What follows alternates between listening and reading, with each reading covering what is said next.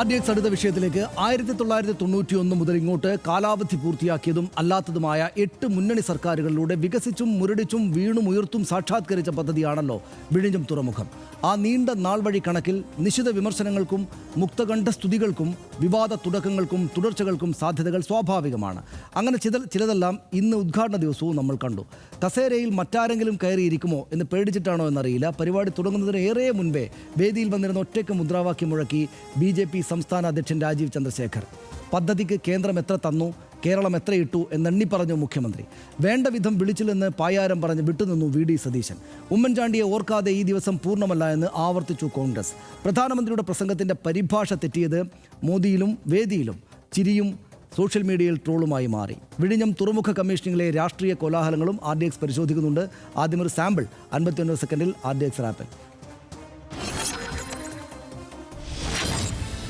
കേരളത്തിനും രാജ്യത്തിനും പുതിയ സാമ്പത്തിക സ്ഥിരത നൽകാൻ വിഴിഞ്ഞത്തിനാകുമെന്ന് പ്രധാനമന്ത്രി പറഞ്ഞു. കേരള സർക്കാരും അദാനി ഗ്രൂപ്പും ചെലവാക്കിയ തുക പറഞ്ഞ പിണറായി വായ്പയായിട്ടാണ് കേന്ദ്രം പണം നൽകിയതെന്ന കാര്യവും ഭംഗ്യന്തരേണ വ്യക്തമാക്കി. പ്രധാനമന്ത്രിയുടെ പ്രസംഗത്തിലെ പരിഭാഷാ പിഴവ് വേദിയെയും സദസ്സിനെയും ഒരുപോലെ ചിരിപ്പിച്ചു. പിണറായി ഇന്ത്യ സഖ്യത്തിന്റെ നെടുന്തൂണെന്ന് മോദി. ശശി തരൂരും ഇതേ വേദിയിലുണ്ട്. ഈ സന്ദർഭം പലരുടെയും ഉറക്കം കെടുത്തിയേക്കും. പക്ഷേ പരിഭാഷകൻ ഇന്ത്യ അലയൻസിനെ ഇന്ത്യ എയർലൈൻസ് ആക്കി മാറ്റി. പരിപാടി തുടങ്ങുന്നതിനും അരമണിക്കൂർ മുമ്പ് വേദിയെത്തി ഒറ്റയ്ക്കിരിപ്പുറപ്പിച്ച രാജീവ് ചന്ദ്രശേഖറും ട്രോളുകളിൽ നിറഞ്ഞു. മുഷ്ടി ചുരുട്ടി മുദ്രാവാക്യം വിളിച്ചും സെൽഫി എടുത്തതും വിമർശനങ്ങൾക്ക് കാരണമായി.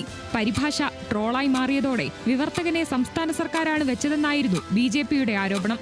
എന്നാൽ താൻ BJP പ്രവർത്തകനാണെന്നും തനിക്ക് PM ഓഫീസിൽ നിന്ന് സ്ക്രിപ്റ്റ് അയച്ചു തന്നിരുന്നുവെന്നും പറഞ്ഞതോടെ BJP നേതാക്കൾക്ക് ആരോപണത്തിൽ നിന്ന് U-ടേൺ അടിക്കേണ്ടി വന്നതിലും ട്രോൾ മഴ തുടരുന്നു.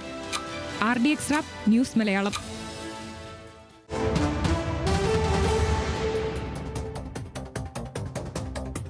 നമുക്ക് ഓരോന്നോരോന്നായിട്ട് തന്നെ പരിശോധിച്ചിട്ട് വരാൻ. വിശദമായിട്ട് ക്രെഡിറ്റിലാണ് തർക്കമുണ്ടായത്. ആദ്യം പ്രധാനമന്ത്രിക്ക് നന്ദി പറഞ്ഞുള്ള പ്ലക്കാർഡുകൾ ഉയർത്തിയാണ് BJP പ്രവർത്തകർ ഇന്ന് ഈ ഉദ്ഘാടന പരിപാടിയിലേക്ക് വന്നത്. ഇതോടെ സംസ്ഥാന സർക്കാരിനെ അനുകൂലിച്ച് CPIM പ്രവർത്തകർ അവിടെ മുദ്രാവാക്യം മുഴക്കുകയായിരുന്നു.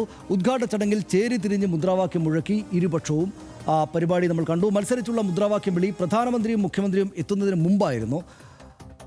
പിറകെയാണ് രാജീവ് ഷോ ഇന്നത്തെ പ്രധാനപ്പെട്ട സംഭവം ഉണ്ടായത്. ഉദ്ഘാടനത്തിനും വളരെ നേരത്തെ വേദിയിലെത്തി BJP സംസ്ഥാന അധ്യക്ഷൻ രാജീവ് ചന്ദ്രശേഖർ. മന്ത്രിമാരടക്കം സദസ്സിലിരിക്കുമ്പോൾ വേദിയിൽ കയറി അദ്ദേഹം ഒറ്റയ്ക്ക് കസേരയിൽ ഇരിപ്പുറപ്പിച്ചു. ഒറ്റയ്ക്ക് ഉദ്ഘാടന വേദിയിലിരുന്ന് പ്രവർത്തകരോടൊപ്പം രാജീവിൻ്റെ മുദ്രാവാക്യം വിളിയും നമ്മൾ കേട്ടു. വേദിയിലിരുന്നെടുത്ത സെൽഫി ചിത്രങ്ങൾ ഉടനടി സാമൂഹ്യ മാധ്യമങ്ങളിൽ അദ്ദേഹം അവിടെ വെച്ച് തന്നെ പോസ്റ്റ് ചെയ്യുകയും ചെയ്തു. അതായിരുന്നു രാജീവ് ഷോ. മുഹമ്മദ് റിയാസ് പരിഹസിച്ചു. രാജീവ് തനിച്ച് വേദിയിൽ കയറിയിരുന്നതിനെ പരിഹസിച്ച് മന്ത്രി PM മുഹമ്മദ് റിയാസ് അപ്പോൾ തന്നെ തത്സമയം തന്നെ പരിഹസിച്ചു. വേദിയിൽ ഒരാൾ ഒറ്റയ്ക്കിരുന്ന് മുദ്രാവാക്യം വിളിക്കുന്നു, ഇതൊക്കെ അല്പത്തരമല്ലേ എന്ന് റിയാസ് പരസ്യമായി തന്നെ ചോദിച്ചു. പ്രധാനമന്ത്രിയുടെ ഓഫീസ് നേരിട്ട് ഇടപെട്ടാണ് ഇതിന് അവസരം നൽകിയത് എന്ന് റിയാസ് വിമർശിച്ചു. ഞങ്ങൾ സദസ്സിലുണ്ട്, രാജീവ് ചന്ദ്രശേഖർ വേദിയിലും എന്ന അടിക്കുറിപ്പോടെ അദ്ദേഹം FB പോസ്റ്റ് ഫോട്ടോ ഇട്ടു. രാജീവ് ചന്ദ്രശേഖരെ പരിഹസിച്ച മുഹമ്മദ് റിയാസിനെ പക്ഷേ രാഹുൽ മാങ്കൂട്ടത്തിൽ MLA ട്രോളുകയും ചെയ്തു. 4ാം വാർഷികത്തിൽ മുന്നണി കൺവീനർ സ്റ്റേജിലുണ്ടാകുന്നത് സ്വാഭാവികമല്ലേ എന്ന് BJP അധ്യക്ഷൻ നിങ്ങളുടെ മുന്നണി കൺവീനറാണെന്ന് പരിഹസിച്ചു രാഹുൽ. പ്രധാനമന്ത്രിയെ വേദിയിലിരുത്തി വിഴിഞ്ഞത്തിൻ്റെ കണക്ക് ഇന്ന് മുഖ്യമന്ത്രി അവിടെ വെച്ച് പറഞ്ഞു. ഒരു സംസ്ഥാനത്തിൻ്റെ മുൻകൈയിൽ തുറമുഖ നിർമ്മാണം ഇന്ത്യയിൽ ഇതാദ്യമായിട്ടാണ് എന്ന കാര്യം പറയാൻ അദ്ദേഹം ആ വേദി ഉപയോഗിച്ചു. ചെലവിൻ്റെ ഏറിയ ഭാഗവും കേരളമാണ് വഹിക്കുന്നത് എന്ന് പിണറായി വിജയൻ പ്രധാനമന്ത്രിക്ക് മുന്നിൽ പറഞ്ഞു. വിഴിഞ്ഞത്തിന് 5370 കോടി 86 ലക്ഷം രൂപ മുടക്കിയത് കേരള സർക്കാരാണ് എന്ന് മുഖ്യമന്ത്രി പറഞ്ഞു. 2497 കോടി രൂപ ചെലവിട്ടത് അദാനി വിഴിഞ്ഞം പോർട്ട് പ്രൈവറ്റ് ലിമിറ്റഡ് ആണ്, അദാനി കമ്പനിയാണ്. 818 കോടിയുടെ വയബിലിറ്റി ഗ്യാപ്പ് ഫണ്ട് വായ്പയായി കേന്ദ്രം നൽകുന്നു എന്ന് ആ കാര്യം കൂടെ കണക്ക് മുഖ്യമന്ത്രി പിണറായി വിജയൻ പറഞ്ഞു. പക്ഷേ കേന്ദ്ര നിർദ്ദേശപ്രകാരം ഈ തുക സംസ്ഥാനം തിരിച്ചടക്കണം എന്ന കാര്യം കൂടെ അദ്ദേഹം അവിടെ പറഞ്ഞു. 2ാം ഘട്ട വികസന ചെലവ് 9000 കോടി രൂപയാണ്. ഇത് അദാനി ഗ്രൂപ്പ് മുടക്കും എന്ന കാര്യവും അദ്ദേഹം കണക്ക് പറയുമ്പോൾ പറഞ്ഞു. മോദി ഒളിയമ്പുമായി വന്നു. ഇന്ത്യ മുന്നണിയുടെ നെടുന്തൂൺ പിണറായിയും ശശി തരൂരുമുള്ള വേദി ചിലരുടെ ഉറക്കം കളയും എന്ന് അദ്ദേഹം കോൺഗ്രസ് നേതൃത്വം മറ്റോ പരിഹസിക്കാൻ വേണ്ടി പറഞ്ഞു. അദാനിയെ പ്രശംസിച്ച മന്ത്രി വാസവന്റെ പരാമർശത്തോടും മോദി സരസമായിട്ട് പ്രതികരിച്ചു. കമ്മ്യൂണിസ്റ്റ് മന്ത്രി പറയുകയാണ് അദാനി തങ്ങളുടെ പങ്കാളിയാണെന്ന്, ഇതാണ് മാറ്റം എന്ന് അദ്ദേഹം പറഞ്ഞു. സ്വകാര്യ നിക്ഷേപത്തെ കമ്മ്യൂണിസ്റ്റ് സർക്കാർ സ്വാഗതം ചെയ്യുന്നത് നല്ല കാര്യമാണെന്ന് മോദി പറഞ്ഞു. VD സതീശൻ വിട്ടുനിന്നു. 2015 ജൂൺ 15 ഉമ്മൻചാണ്ടിയുടെ പ്രസംഗത്തിൻ്റെ വീഡിയോ ആണ് സതീശൻ ഇന്നത്തെ ദിവസം പങ്കുവച്ചത്. മായാത്ത ചരിത്രമായി ഉമ്മൻചാണ്ടി ജനഹൃദയങ്ങളിൽ ജീവിക്കുന്നുവെന്ന് അടിക്കുറിപ്പ് അദ്ദേഹം എഴുതി. ചരിത്രത്തെ ബോധപൂർവം മറക്കുകയും തിരുത്താൻ ശ്രമിക്കുകയും ചെയ്യുകയാണ് എന്ന് VD സതീശൻ സ്ട്രോങ് ആയിട്ട് തന്നെ എഴുതി. കരാറിനെ VD സതീശൻ വിമർശിക്കുന്ന വീഡിയോ പക്ഷേ സോഷ്യൽ മീഡിയയിലെ ഇടതുപക്ഷക്കാർ പങ്കുവച്ചു. മാണി സാറിനെ അനുസ്മരിച്ചു. അവിടെ 2011 KM മാണിയുടെ ബജറ്റ് പ്രസംഗമാണ് ജോസ് കെ മാണി ഓർമ്മിപ്പിച്ചത്. വിഴിഞ്ഞം പദ്ധതിക്ക് 150 കോടി വിലയിരുത്തിയത് 2011 ബജറ്റിലായിരുന്നു. അക്കാര്യം ജോസ് കെ മാണിയും അദ്ദേഹത്തിൻ്റെ പിതാവിനെ അനുസ്മരിച്ചു. ഏത് കല്യാണ വീട്ടിലും കാണുന്ന നിസ്സാര തർക്കങ്ങൾ ഇവിടെയും എന്ന് മാത്രമാണ് കണ്ടാൽ മതിയെന്ന് ദിവ്യ എസ് അയ്യർ പറഞ്ഞു. തുറമുഖത്തിൻ്റെ 2ാം ഘട്ട വികസന പ്രവർത്തനങ്ങളുടെ നിർമ്മാണം ഈ വർഷം തന്നെ തുടങ്ങുമെന്നും ദിവ്യ എസ് അയ്യർ പറഞ്ഞു. ഇതെല്ലാം തർക്കങ്ങൾ നിസ്സാരമാണ് എന്നവർ പറഞ്ഞു. ഇതിനിടെ പ്രധാനമന്ത്രിയുടെ പരിഭാഷയിലെ പിഴവ് വലിയ തമാശയായെന്ന് പറഞ്ഞല്ലോ. മുഖ്യമന്ത്രിയോട് ഞാൻ പറയട്ടെ, നിങ്ങൾ ഇന്ത്യ അലയൻസിൻ്റെ ശക്തമായൊരു തൂണാണ് എന്ന് തുടങ്ങുന്ന ഭാഗം പരിഭാഷപ്പെടുത്തിയത് എയർലൈൻസുമായി ബന്ധപ്പെട്ട കാര്യങ്ങൾ ശ്രദ്ധിക്കണമെന്നായിരുന്നു ആ പരിഭാഷകൻ. അത് ഇന്ന് എന്തായാലും കേൾക്കേണ്ട ഒരു പ്രസ്താവനയാണ്. ആ ഭാഗം ഒന്ന് കണ്ടുവരാം. आप तो इंडिया अलायंस के बहुत बड़े मजबूत पिलर है, यहां शशि थरूर भी बैठे हैं, और आज का ये इवेंट कई लोगों की नींद हराम कर देगा. നമ്മുടെ എയർലൈൻസുമായിട്ടുള്ള ബന്ധപ്പെട്ട പ്രശ്നങ്ങൾ, അതുമായി ബന്ധപ്പെട്ട കാര്യങ്ങളിലും ആവശ്യമായ ശ്രദ്ധ നൽകണം. He could not.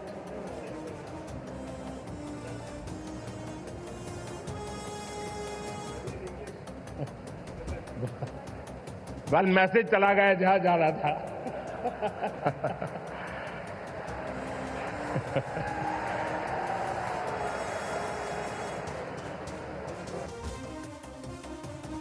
ഒരു രസകരമായ മൊമെൻ്റ് ആയിരുന്നു. പരിഭാഷകനെ നിയോഗിച്ചത് സംസ്ഥാന സർക്കാരാണെന്നായിരുന്നു BJP ആദ്യമായിട്ടങ്ങ് പ്രതികരിച്ചത്. എന്നാൽ പ്രധാനമന്ത്രിയുടെ ഓഫീസിൽ നിന്ന് സ്ക്രിപ്റ്റാണ് വായിച്ചത് എന്നും താൻ BJP അനുഭാവിയാണെന്നും പരിഭാഷകൻ പള്ളിപ്പുറം ജയകുമാർ പറഞ്ഞതോടെ BJP യു ടേൺ അടിച്ചു. സ്ക്രിപ്റ്റിൽ നിന്ന് വ്യത്യസ്തമായി കൂട്ടിച്ചേർത്ത് പറഞ്ഞ കാര്യം എനിക്ക് വ്യക്തമായിട്ട് കേൾക്കാൻ പറ്റിയില്ല. അപ്പോൾ എൻ്റെ കയ്യിലിരുന്ന സ്ക്രിപ്റ്റ് ആയിരിക്കും അദ്ദേഹം പറഞ്ഞതെന്ന് പറഞ്ഞ് ഞാനത് ഫോളോ ചെയ്തു. ഞാനതൊന്ന് തിരുത്തി പറയാൻ ശ്രമിക്കുന്നതിനിടയിൽ അദ്ദേഹം ചിരിച്ച് അതിനൊരു അപ്പോൾ എല്ലാവരും ഒന്ന് ശ്രദ്ധിച്ചു. അത് കഴിഞ്ഞ് അദ്ദേഹം അടുത്ത ഭാഗം പ്രസംഗത്തിലേക്ക് പോയി. പിന്നെ വീണ്ടും ഞാൻ അതിനകത്ത് തിരുത്താൻ നിന്നില്ല. സംസ്ഥാന സർക്കാരുമായിട്ട് എനിക്ക് യാതൊരു ബന്ധവുമില്ല. ഒരു കാലത്തും സംസ്ഥാന സർക്കാരിൻ്റെ ഒരു പഞ്ചായത്ത് മെമ്പർ പോലും ഞാനുമായിട്ട് ബന്ധപ്പെട്ടവരില്ല.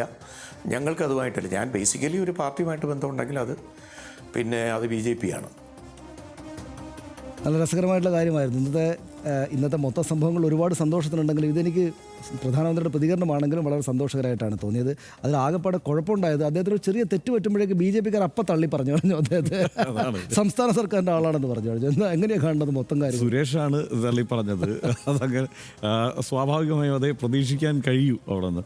ഇതിലൊരു കാര്യം സനീഷെ, നമ്മൾ പ്രസംഗം സനീഷിന് ഇഷ്ടപ്പെട്ടു എന്ന് പറഞ്ഞു. പക്ഷേ ഇതിനകത്തുള്ളൊരു വിമർശനം എന്ന് പറയുന്നത് ഇത്തരം ഒരു വേദി, അതായത് ഈ രാഷ്ട്രത്തിൻ്റെ ഈ സംസ്ഥാനത്തിൻ്റെയൊക്കെ അഭിമാനമായ ഒരു രാജ്യത്തിൻ്റെ ഒരു സ്വത്ത് അത് സമർപ്പിക്കപ്പെടുന്ന വേദി, അത്തരം ഒരു വേദി രാഷ്ട്രീയ പ്രസംഗത്തിൻ്റെ വേദിയാക്കാതിരിക്കുകയാണ് ഒരു സ്റ്റേറ്റ്സ്മാൻഷിപ്പ് എന്നാണ് പൊതുവെ വിലയിരുത്തപ്പെടുന്നത്. പക്ഷേ ഈ കാലവും രാജ്യവും ലോകവും ഒക്കെ മറ്റൊരു തരത്തിൽ മുന്നോട്ട് പോകുന്നത് കൊണ്ട് ആ ചർച്ചയ്ക്ക് ഇപ്പോൾ തൽക്കാലം വലിയ പ്രസക്തിയില്ല. എന്തായാലും ഈ വൈശാലി സിനിമയ്ക്കകത്ത് വൈശാലിയാണ് ഈ മഴ പെയ്യാൻ കാരണക്കാരനായ ഋഷ്യശൃംഖനെ കൊണ്ടുവരുന്നത് ഈ രാജ്യത്തേക്ക്. അവസാനം മഴ പെയ്ത് കഴിയുമ്പോൾ വൈശാലി എവിടെ എന്നുള്ളത് എല്ലാവരും മറക്കും വൈശാലിയെ. അതുപോലെയാണ് ഇവിടെ സത്യത്തിൽ ഈ ദിവസം ഓർക്കേണ്ടതും ചർച്ച ചെയ്യപ്പെടേണ്ടതുമായ ഒട്ടേറെ പേരുകളുണ്ട്. നമ്മളിവിടെ പറഞ്ഞു പോയല്ലോ, ഇപ്പോൾ ഏലിയാസ് ജോണിൻ്റെ ആയാലും ബിഷപ്പ് സൂസേപ്പാക്യത്തിൻ്റെ ആയാലും ഒക്കെ പേരുകൾ.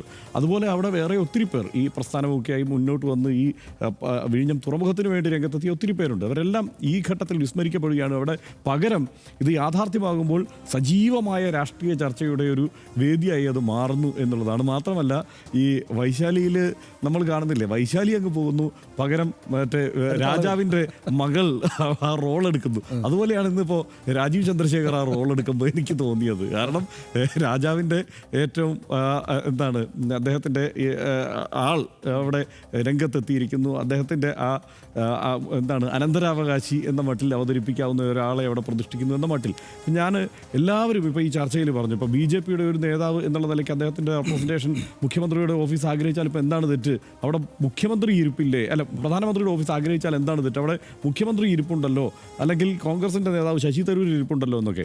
പക്ഷെ അവരാരും ആലോചിക്കുന്നില്ല. അവിടെ സുരേഷ് ഗോപി ഉണ്ടായിരുന്നു, അവിടെ ജോർജ് കുര്യൻ ഉണ്ടായിരുന്നു. ഇവരെല്ലാം BJPയുടെ പ്രതിനിധികളല്ലേ. അപ്പോൾ ഒരു രാഷ്ട്രീയ പ്രാതിനിധ്യം എന്ന നിലയ്ക്ക് ഏക പ്രതിനിധിയായി അവിടെ ഉണ്ടായിരുന്നത് രാജീവ് ചന്ദ്രശേഖറാണ്. അദ്ദേഹമാണെങ്കിൽ ഈ മുൻഗാമികളെ എല്ലാം കടത്തി വെട്ടിക്കൊണ്ട് ഇപ്പോൾ കുമ്മനം രാജശേഖരനെയൊക്കെ ബഹുഘാതം പിന്നിലാക്കിക്കൊണ്ട് അദ്ദേഹം അവിടെ ആ വേദിയിൽ ഇരിപ്പുറപ്പിക്കുകയും അദ്ദേഹം അവിടെ നിന്ന് രാഷ്ട്രീയ മുദ്രാവാക്യം വിളിച്ചു തുടങ്ങുകയും ചെയ്തു.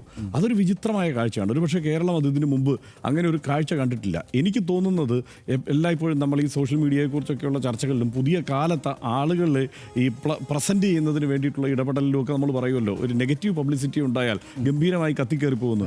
ഇനി ഈ പറയുന്ന വരാഹിന്നോ അങ്ങനെ ആ കമ്പനിയാണല്ലോ എന്താണ്ട് ഇവർ PR പരിപാടികളൊക്കെ നോക്കുന്നതെന്നുള്ളതാണല്ലോ ആരോപണം. അപ്പോൾ ഈ വരാഹി പറഞ്ഞു കൊടുത്ത ഒരു ഇടപാടാണോ അവിടെ കയറി നേരത്തെ കയറി വരാഹിക്ക് രാഹുൽ ഗാന്ധി പൈസ കൊടുക്കണം? അല്ല, അങ്ങനെ വല്ല ഇടപാടുമാണോ എന്ന് നമുക്ക് സംശയിക്കേണ്ടി വരുന്നത് ഞാൻ പറയുകയാണ്. കാരണം എന്താ വെച്ചാൽ അത്രയധികം ട്രോൾ മഴയാണ് ഇപ്പോൾ എവിടെ നോക്കിയാലും നമുക്ക് കാണാൻ കഴിയുന്നത് ഇതുമായി ബന്ധപ്പെട്ട്. പിന്നെ ഇതിനകത്തൊരു കാര്യം എന്താണെന്ന് വെച്ചാൽ നമ്മൾ കഴിഞ്ഞ കുറേ ദിവസമായിട്ട് ചർച്ച ചെയ്തുകൊണ്ടിരിക്കുകയാണ്. ഈ ചരിത്രത്തിൽ ഇടം നേടാൻ വേണ്ടിയിട്ട് ഈ ഹിന്ദുത്വ സംഘടനകളൊക്കെ വല്ലാതെ ശ്രമിക്കുന്നതിനെക്കുറിച്ച് നമ്മൾ ചർച്ച ചെയ്തു. പ്രത്യേകിച്ച് ഇപ്പോൾ RSS സ്വാതന്ത്ര്യ സമരത്തിൽ പങ്കെടുത്തിട്ടില്ല എന്നുള്ള യാഥാർത്ഥ്യമാണ്. പക്ഷേ സ്വാതന്ത്ര്യ സമര സേനാനികൾ ഞങ്ങൾക്കുമുണ്ട് എന്ന് തെളിയിക്കാൻ വേണ്ട വല്ലാത്ത കഷ്ടപ്പാട് അവർ നടത്തുന്നുണ്ട്. ഈ ചർച്ചകളിലൊക്കെ വന്ന് സജീവമായി പങ്കെടുത്ത് ഈ വിഷയം അവതരിപ്പിക്കുന്നുണ്ട്. ഏതാണ്ട് അതുപോലെ ഇതൊരു ചരിത്ര നിമിഷമാണ്. ഈ പദ്ധതിയെ സംബന്ധിച്ച് നോക്കിയാൽ കേന്ദ്ര സർക്കാരിന് പ്രത്യേകിച്ച് ഒരു റോളും ഇല്ലാത്ത ഒരു പദ്ധതിയാണ്. കേരളം ഒഴികെ ബാക്കി എല്ലാ സ്ഥലത്തും 1-ാം പേജിൽ പരസ്യം കൊടുത്തത് ഇത് കേന്ദ്ര പദ്ധതിയാണ് എന്നാണ്. അപ്പോൾ ഈ കുമ്മനടി എന്ന് പറയുന്ന സംവിധാനം അത് ആ നിലയ്ക്ക് രാജ്യം മുഴുവൻ നടന്നുകൊണ്ടിരിക്കുകയാണ്, നമ്മൾ അറിയുന്നില്ല. അതായത് മറ്റെല്ലായിടത്തും പത്രത്തിൻ്റെ 1-ാം പേജിൽ ഈ പരസ്യം കൊടുക്കുന്നത് ഇത് കേന്ദ്ര പദ്ധതിയാണ് എന്നുള്ളതാണ്. പ്രധാനമന്ത്രി ഇവിടെ വന്ന് അവതരിപ്പിക്കുമ്പോൾ പോലും അദ്ദേഹം ഈ രാഷ്ട്രീയ പ്രസംഗം ഈ മട്ടിൽ നടത്തുന്നത് അത് ശരിയാണോ എന്നുള്ള ഒരു ചർച്ച ഇനിയും തുടരുമെന്ന് തന്നെ എനിക്ക് തോന്നുന്നു. ഇതിനകത്ത് രണ്ടാമത്തെ കാര്യമുണ്ടല്ലോ, പരിഭാഷകനെ കുറ്റപ്പെടുത്താൻ ഞാനില്ല കേട്ടോ. കാരണം അതാണ് ഒന്ന് ഇങ്ങനെ നിന്ന് സംസാരിക്കുമ്പോൾ സദസ്സിലുള്ള ആളുകളെല്ലാം നല്ല കൃത്യമായിട്ട് കേൾക്കും മൈക്കിലൂടെ, പക്ഷെ അടുത്ത് നിൽക്കുമ്പോൾ അങ്ങനെ കേൾക്കാൻ സാധ്യതയില്ല. 1.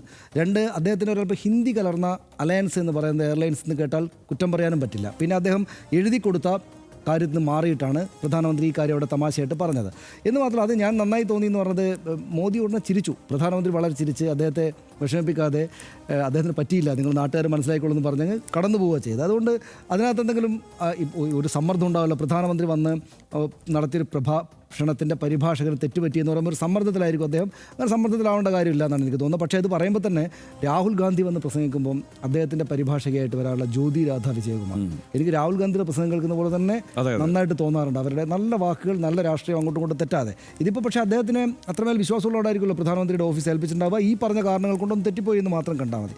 പിന്നെ രാജീവ് ചന്ദ്രശേഖരൻ്റെ കാര്യത്തിൽ പ്രധാനമന്ത്രിയുടെ ഓഫീസും കേരളത്തിൽ ഇത്തരം പരിപാടികൾ നടക്കുമ്പോൾ നേരത്തെയും ചെയ്തിട്ടുണ്ട്. അങ്ങനെയാണ് കുമ്മനടി എന്നുള്ള വലിയ കാര്യത്തിലേക്ക് വന്നത്. അപ്പോൾ ഈ കുമ്മനം രാജശേഖരനും അങ്ങനെ ചെയ്തിട്ടുണ്ട്. അപ്പോൾ അവർക്കൊരു അവസരം കൊടുക്കുകയാണ്, നിങ്ങൾ എങ്ങനെയെങ്കിലുമൊക്കെ ആയിട്ട് ഈ സംഗതിയുടെ മുൻനിരയിലേക്ക് വരൂ എന്ന് പറഞ്ഞിട്ട് നമ്മൾ പഴയ കോളേജ് ഇലക്ഷനൊക്കെ ആളുകളെ പിടിച്ച് മുന്നോട്ട് വരുന്നോളം നിർത്തുകയാണ്. പക്ഷെ അത് ഗ്രേസ്ഫുള്ളി കൈകാര്യം ചെയ്യാൻ ഇദ്ദേഹത്തിന് സാധിച്ചില്ല. കുമ്മനം രാജശേഖരൻ പക്ഷേ അദ്ദേഹത്തിൻ്റെ അബദ്ധം കൊണ്ടല്ല, അദ്ദേഹത്തോട് അവിടെ പോയി ഇരിക്കാൻ പറഞ്ഞു പ്രധാനമന്ത്രിയുടെ ഓഫീസ്, BJP നേതൃത്വം പറഞ്ഞു, അവിടെ പോയി ഇരുന്നു. അദ്ദേഹം അവിടെ വേറെ കുഴപ്പമൊന്നും ഉണ്ടാക്കില്ല, പക്ഷേ വലിയ തമാശയായി പോയി. രാജീവ് ചന്ദ്രശേഖർ പക്ഷേ നേരത്തെ കയറി പോകേണ്ട കാര്യം എന്താണ്? അദ്ദേഹം അത് ഗ്രേസ്ഫുള്ളി, ഞാൻ പറയുന്ന ഈ പ്രശ്നങ്ങളൊക്കെ ഉണ്ടെങ്കിലും അദ്ദേഹം ആ സമയത്ത് കയറി ചെല്ലുകയും അദ്ദേഹത്തിൻ്റെ കസേരക്കെടുത്തിരിക്കുകയും മറ്റുള്ളവരോട് സംസാരിക്കുകയും ഞാൻ പ്രധാനമന്ത്രിയുടെ ആളാണ് എന്നൊക്കെ പറഞ്ഞ ഒരു ആതിഥേയൻ ചമയൊക്കെ ചെയ്താൽ ഓക്കെ ആയേനെ. ഇത് അവിടെ ഇരുന്നിട്ട് ആരും ഇല്ലാത്തപ്പോഴൊന്നും മുദ്രാവാക്യം വിളിക്കുകയാണ് കുട്ടികളെ പോലെ. അപ്പോൾ ഇത് ഗ്രേസ്ഫുള്ളി അദ്ദേഹത്തിന് കൈകാര്യം ചെയ്യാൻ പറ്റില്ല. പ്രധാനമന്ത്രിയുടെ ഓഫീസും ഈ കഴിഞ്ഞ കാലത്തിനിടെ കേരളത്തിലെ BJP സംസ്ഥാന അധ്യക്ഷന്മാർക്ക് കൊടുത്തിരിക്കുന്ന 2 പ്രധാനപ്പെട്ട ഈ ഗ്രേസ്ഫുള്ളി കൈകാര്യം ചെയ്യാനുള്ള ഈ ഇത്തരം സംഗതികളെ അവർ രണ്ടുപേരും കുളമാക്കി കളഞ്ഞു. അതുമാത്രമല്ല എന്തൊരു തിരിച്ചടിയാണ്. എൻ്റെ കയ്യിൽ ഞാൻ ഈ പുസ്തകം പ്രത്യേകമായിട്ട് കൊണ്ടുവന്നു. കഴിഞ്ഞ ദിവസം ഞാനത് പറഞ്ഞിരുന്നു. വർഷം ഈ ഇൻ്റർനാഷണൽ പുസ്തകത്തിൽ അമേരിക്കക്കാരനായ ഒരു എഴുത്തുകാരൻ എഴുതിയ I am on the hit list, murder and myth making in South India, Rollo Romig എന്ന് പറയുന്ന എഴുത്തുകാരൻ അമേരിക്കക്കാരനാണ്. അദ്ദേഹം ഇവിടുത്തെ ഒരു പാതി അക്കാഡമിക്കായിട്ട് എഴുതിയ പുസ്തകം. അതിനകത്ത് ഈ നിലക്കൽ സമരവുമായിട്ട് ബന്ധപ്പെട്ട് ചെറിയ ഭാഗമുണ്ട്. ആ ഭാഗത്തിനകത്ത് കുമ്മനം രാജശേഖരനെ പറ്റി പറയുന്ന ഇതാണ് ഭാഗം പറയുകയാണ്. His fame peaked in 2017 when the city of Kochi inaugurated its metro system. Rajashekharan was mercilessly roasted when he somehow managed to board the ceremonial first train ride, even though he had nothing to do with the project and held no political office. In 1,000 memes, he was ridiculed as free ride Kummanam and Kummanadi within quotes, and Kummanadi became the slang term for traveling by metro without a ticket.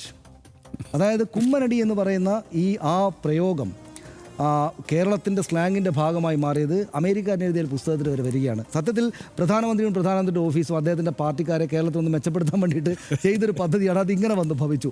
എന്നാൽ ഒരു തവണ ഉണ്ടായാൽ അത് പിന്നെ ഉണ്ടാവാൻ പാടുണ്ടോ?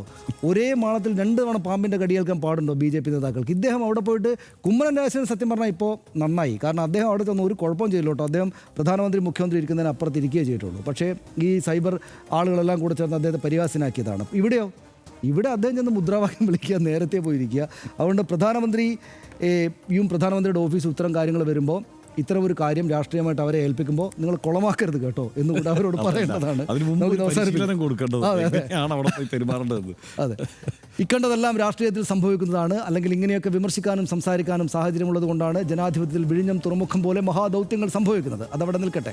മഹാപ്രളയം, പ്രകൃതിക്ഷോഭങ്ങൾ, Covid അടക്കം മഹാവ്യാധികൾ തുടങ്ങിയ എത്ര പ്രതിസന്ധികളെ അതിജീവിച്ചാണ് വിഴിഞ്ഞം സാധ്യമായത്. പ്രതിസന്ധി ഘട്ടങ്ങളിലൊന്നും കേരളം തളർന്നില്ല. 5000-ലധികം തൊഴിലവസരങ്ങളാണ് തുറമുഖത്തിൻ്റെ ഭാഗമായി നേരിട്ട് ലഭ്യമാകുന്നത്. പാവപ്പെട്ട മത്സ്യത്തൊഴിലാളികളുടെ മക്കൾക്കടക്കം ഇവിടെ തൊഴിൽ ലഭിക്കുന്നു എന്നറിയുന്നതിലും അഭിമാനിക്കാനേറെയുണ്ട്. അതിലപ്പുറം വികസന സാധ്യതകളിലേക്കുള്ള രാജ്യത്തിൻ്റെ മഹാകവാടം വിഴിഞ്ഞത്ത് ഇന്ന് തുറന്നിരിക്കുന്നു. രാഷ്ട്രീയ കോലാഹലങ്ങൾക്കെല്ലാം അപ്പുറം അതോർത്ത് നമ്മളെല്ലാം അഭിമാനിക്കുന്നു. അതേവേളയിൽ തന്നെ ഈ പദ്ധതിക്ക് കേന്ദ്രം എന്ത് സംഭാവന നൽകിയെന്ന് മുഖ്യമന്ത്രി പിണറായി വിജയൻ ഉദ്ഘാടന ചടങ്ങിൽ തന്നെ ഭംഗിതരേണ സ്ഥാപിച്ച വസ്തുത ഇനിയും ചർച്ച ചെയ്യപ്പെടുമെന്നും RDX കരുതുന്നു. ഇടവേളയിൽ